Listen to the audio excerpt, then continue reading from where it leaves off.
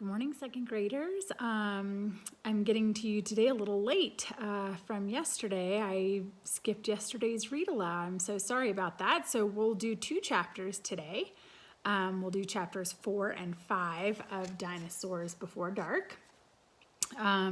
So we last left off with Jack and Annie going through a whirlwind in the treehouse and landed in the same oak tree but in a different place, and they looked it up and it was the Cretaceous period.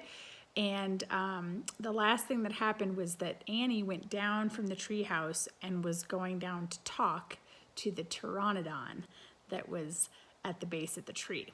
So we're going to start with chapter 4 today, which is called Henry. If you remember, Henry is their neighbor's dog. So here we go. Chapter 4, Henry. Jack gasped as Annie held out her hand. Oh, brother. She was always trying to make friends with animals, but this was going too far. Don't get too close to him, Annie, Jack shouted. But Annie touched the pteranodon's crest. She stroked his neck. She was talking to him. What in the world was she saying? Jack took a deep breath. Okay, he would go down too. It would be good to examine the creature, take notes, like a scientist. Jack started down the rope ladder. When he got to the ground, Jack was only a few feet away from the creature. The creature stared at Jack.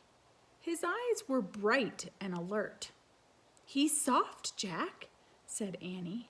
He feels like Henry.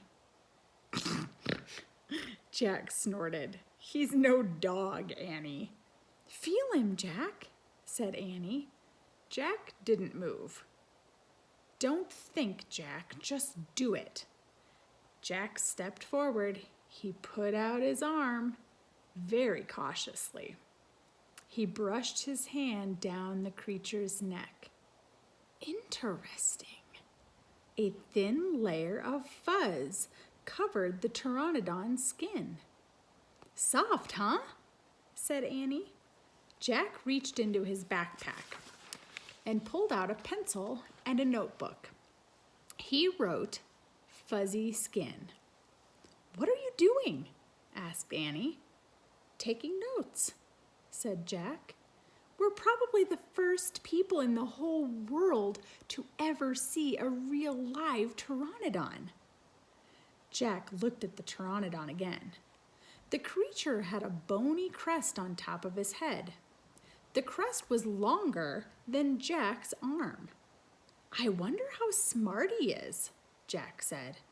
Very smart, said Annie. Don't count on it, said Jack. His brain's probably no bigger than a bean. No, he's very smart. I can feel it, said Annie. I'm going to call him Henry. Jack wrote in his notebook, small brain? ? So there is Annie touching and talking